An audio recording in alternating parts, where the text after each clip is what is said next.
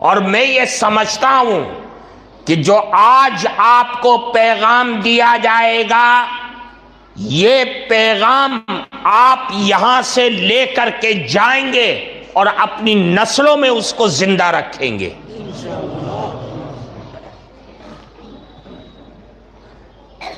मेरे भाई, आज मशरिक से लेके मगरिब तक सारी दुनिया,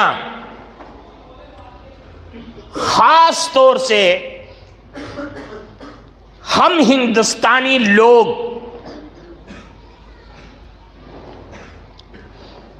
हर सोच और समझ रखने वाला इंसान जो अपने सीने में अल्लाह का दिया हुआ मट्टी का दिल रखता है,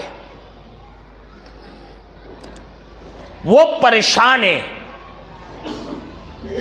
हर बूढ़ा परेशान है, हर पढ़ा लिखा परेशान है, मां भी परेशान है, बाप भी परेशान है।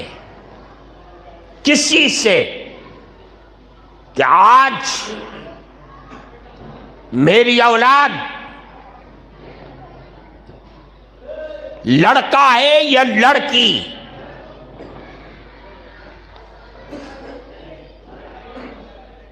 उसके दिन और रात इन हालात में गुजर रहे हैं। उसका उठना बैठना, उसकी बोलचाल, उसका खाना पीना, उसका रहन सहन इन हालात और इन सिचुएशन के अंदर गुजर रही है कि हर आदमी परेशान है, लेकिन किसी के पास उसका हल नहीं है।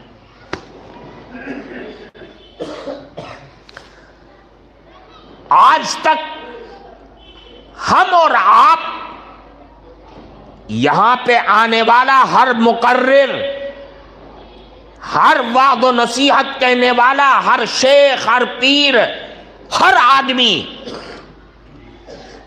परेशान था। सूद, शराब, नशा, जुआ, सट्टा, ये आम बीमारियां थी। ये इससे हम और आप जूझ रहे थे, रो रहे थे। हमारे पास उसका कोई हल नहीं था। ज्यादा से ज्यादा बस चला तो उस जवान को पकड़ा और चिल्ले में भेज दिया, या अगर वहां भी जाने के लायक नहीं है, इतना धत्ती हो गया, नशा मुक्त केंद्र के अंदर डाल दिया। इसके अलावा क्या इलाज था?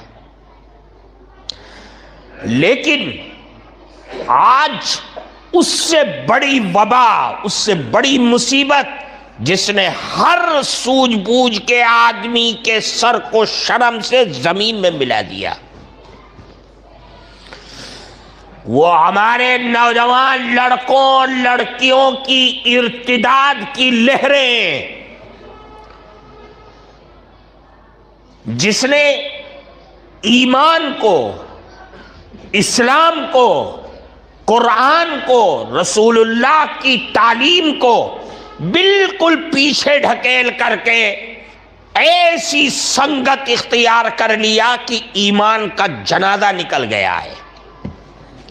हमारे पास उसका भी कोई इलाज नहीं है। ऐसा होता है कि हम उन लड़कियों को बहला करके, समझा कर, पकड़ के लाते हैं, मां बाप के घर में डाल देते हैं,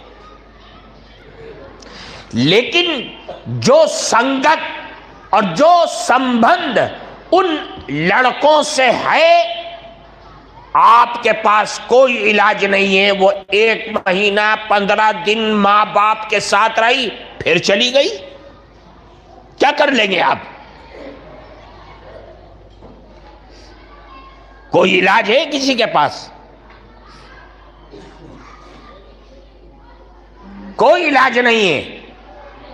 लेकिन आप याद रखिए, दुनिया में कयामत की सुबह तक मुस्लिम मुआशरे में जन्म देने वाली आफात, बीमारियां, मुसीबतें, परेशानियां जो भी आएंगी उनका हल है, पीछे चलो 1400 साल पहले रसूलुल्लाह की तालीम, आपकी मक्की और मदनी जिंदगी के वो रात और दिन जहां रसूलुल्लाह ने उन हालात की खबर दिया है और उसका इलाज बतलाया है, वहां चलो, वहां मिलेगा। अगर आप ये चाहते हैं कि इनका हल हम मगरिबी तहजीब और तमद्दुन की दौड़ में आगे बढ़ करके ले लें, खुदा की कसम जिंदगियां बीत जाएंगी, हालात और खराब होंगे और भयानक होंगे। न आपके पास कोई इलाज है, न दुनिया के पास उसका कोई इलाज हो सकता है।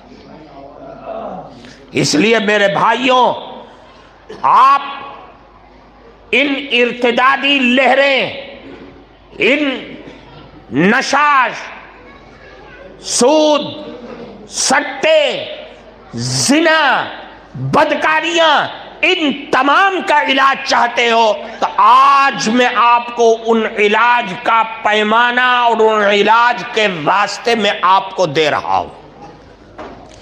गौर से सुने और समझे कि रसूलुल्लाह ने क्या चीज फरमा दिया है, उसका इलाज कैसे हो सकता है, रसूलुल्लाह की तालीम में मौजूद है, जिसे हमने छोड़ दिया है।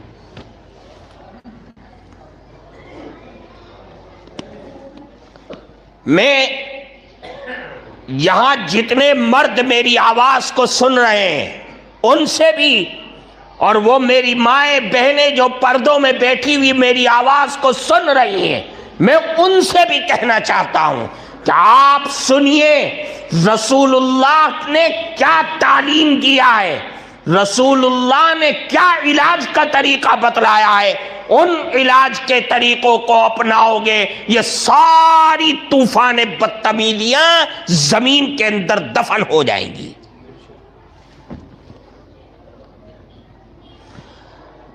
अल्लाह के नबी जनाब रसूलुल्लाह सल्लल्लाहु अलैहि वसल्लम ने फरमाया, सुनिए, फरमाया क्या है, मुसलमानों, अपनी औलाद की सही शरई एतबार से, इस्लामी एतबार से तरबियत करो।